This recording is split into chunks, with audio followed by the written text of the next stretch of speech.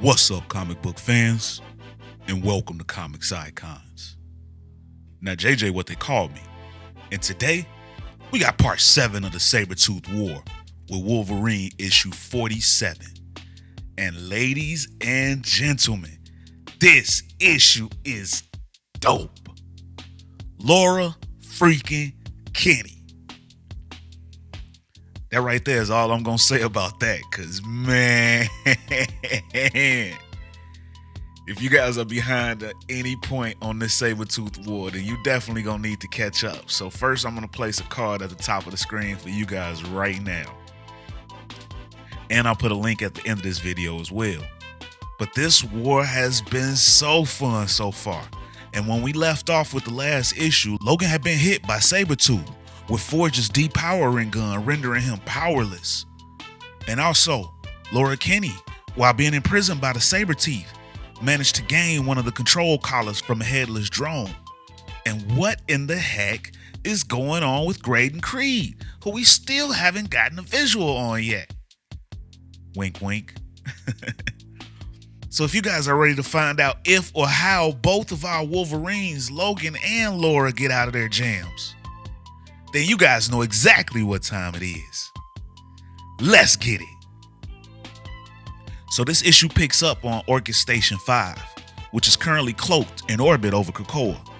And Laura Kinney's got that control collar from the drone, and she manages to use it to unlock the holding cell that she's in. And without the slightest hesitation, the chase is on, because she straight books it out of her cell, and she makes her way into a crawl space. But the drones follow her into that crawl space and continue to come after her. So she gets the idea that if she knocks off a few of them, they'll start to jam up this space so the rest can't get through. It'll at least buy her a little bit more time, so that's exactly what she does. Meanwhile, back in Forge's lab underneath Krakoa, Sabretooth is taking it to Logan. He's savoring this moment and enjoying every second of it. Now that Logan's been hit with that depowering gun, this might be the last time he gets to enjoy this dance, Sabretooth thinks to himself. He'd never met anyone to push him like the Runt did. Sabretooth wants him dead, and he never wants the fun to end, all at the same time. Can't live with him, can't live without him. But Wolverine still has some fight left in him, and he digs those claws of his deep into the back of Sabretooth. Then we pick up with the Exiles team as they stand over their fallen soldiers, Melter and Toad.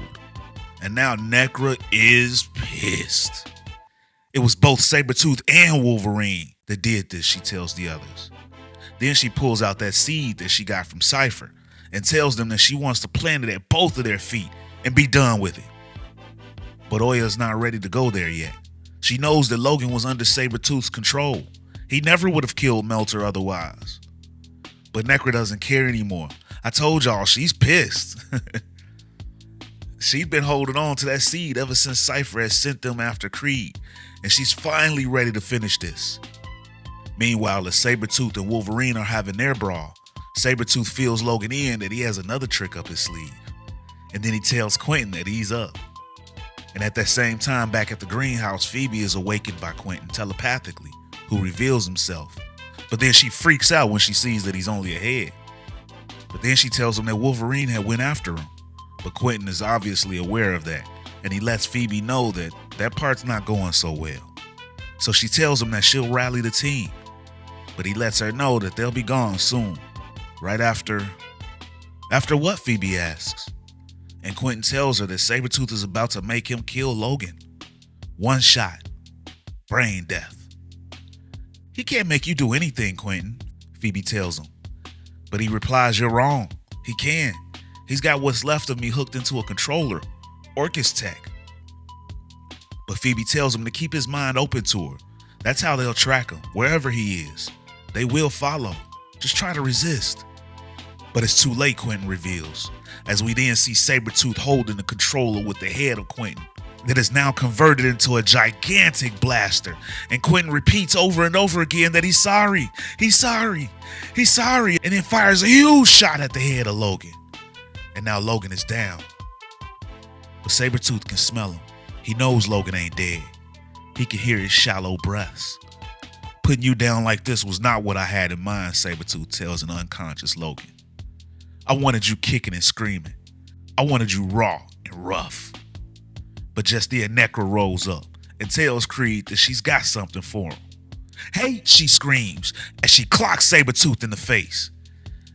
Then she tells him that when he took down Melter and Toad, she lost a step because she cared about them. She was too busy feeling worried for them. Her hate was diluted by her worry. Then she looks over to the head of Quentin Quire and tells him that he looks like he doesn't want to keep serving Sabretooth. So don't. And Quentin admits that it no longer matters what happens to him. Sabretooth has already forced him to do the worst, and then Quentin manifests a set of Wolverine claws and drives them through the back of Sabretooth. And man, Sabretooth's back has been through hell in this issue with these damn claws. But as Sabretooth begins to writhe in pain from it, he tells Quentin that he's gonna melt him down like scrap metal as soon as he gets up from this. And that's when Necra replies, "Let's make sure you never do then." And then she spikes down the seed, and once it hits the ground, it begins to sprout a giant Venus flytrap type of plant that begins to wrap up and swallow Sabretooth. And as he screams no, it snaps shut. Then she asks Quentin if he wants to come with them. But he lets her know that he's got his team, and they're gonna come looking for him. Besides, he tells her, Forge's lab holds so many secrets. Some that destroy, but maybe some that restore. Plus he wants to stay and enjoy the show for a while with Sabretooth in this plant. Then we go back to Orchid Station 5 and we finally get that Graydon Creed reveal. As Camo Tooth tells him to get on his feet. And then we see Creed with some changes to his look. And he tells Camo and Savage Tooth that he didn't even recognize the name Graydon Creed anymore. It'd been so long, he had to repurpose his suit in order to survive. He had to become someone new. Something new. Then what do we call you, Savage Tooth asks. Well, I'm the child of Sabretooth and Mystique, he responds. What else could I turn out to be? I'm the bad seed. We sought you out because we have a common enemy, Camo tells him. But first, we have to know if you can be trusted to do the job. And Bad Seed's response is that the first chance he gets, he'll cut down each of these Sabretooths. Which for them passes the test. Then Graydon continues, I brought so many of your brothers and sisters through this doorway. As soon as most stepped through, I put them down. I severed their heads and turned them into something more useful. My army. Then he asks what they've done with his toys. He's hoping that they didn't do something crazy like give them a proper burial. Are they still on the ship, he asks. But no response is needed because now he can feel them, even though not as many now. He's reestablished his link with the ones closest to him. He'll need to reach the control room to take over the rest of them. But then Savage Tooth gets word of trouble and she excuses herself from this reunion. We've got some vermin in the house, she tells them. Meanwhile, we pick back up with Laura and she's wiped out a bunch of those drones. Then she realizes that if something is sending a signal to these collars, then that should mean there's a transmitter. And as she gets closer to the transmitter, she can hear the change in the frequency of the radio waves. Then she thinks to herself that she'd hate to think Logan might have come to help her and got pulled into this chaos, as she wonders if he got to open his present. Then she finds what she's looking for and thinks that maybe she can send a distress call to the rest of the team, and she cuts her way through. And when she gets through, she's met with a surprise greeting from Savage Tooth, and now the fight that's been building all throughout this war is finally on.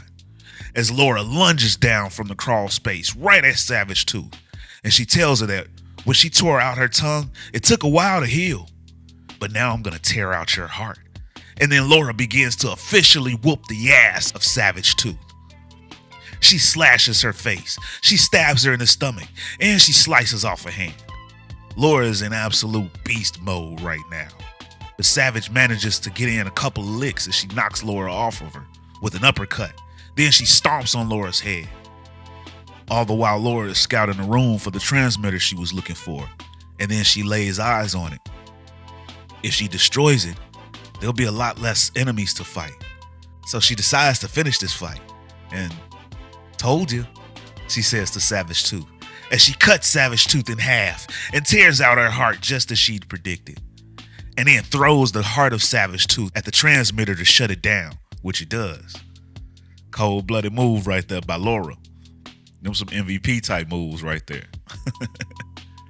But then we pick back up with the remaining Exiles team members as they run to escape the lab. And Necra's managed to scoop up Laura and carry him along with them as Oya contacts the ship for extraction. Then back on Orchid Station 5, Laura sends a signal to X-Force so they can find her, and then they'll be able to find the old man, Wolverine. But just as she sends that signal, Graydon Creed, aka Bad Seed, walks in with Camo and the rest of the headless drones. Well, there you are, he says to Laura. But she replies to him, bad news for you. My team will be here in no time. But this news pleases Graydon, because that's exactly what he wanted.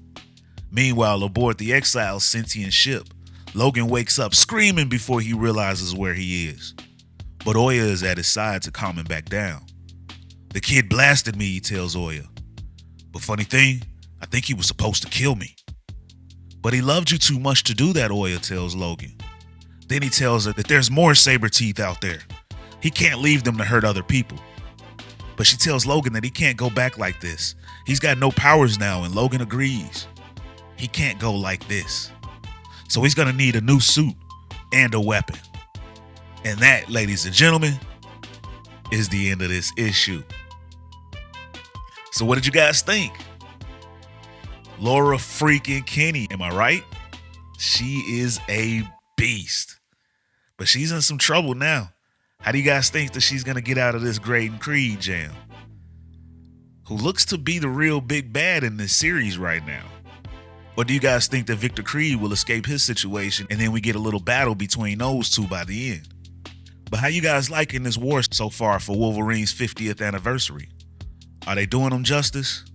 I can't wait to hear you guys' thoughts. But as always, if you guys enjoyed this video and this channel, and you'd like to support the channel, then you could do so by joining the Iconic Fan Club channel membership. And there'll be a link in the description to join. But with your membership, you'll gain access to weekly interactive live streams with yours truly, where we could talk about everything that's been going down in these issues, as well as ones that you'd like for me to go over in the future, and other comic book news too. Plus, you'll get loyalty badges and member shoutouts in these videos. Or you guys can donate to the channel with a super thanks. And if you're not able to do either of those, then you can still be a huge help to the future of this channel by dropping a like, share, and subscribing to Comics Icons for more icons in the comic book world. But ladies and gentlemen, it's about that time. I'm out. Peace.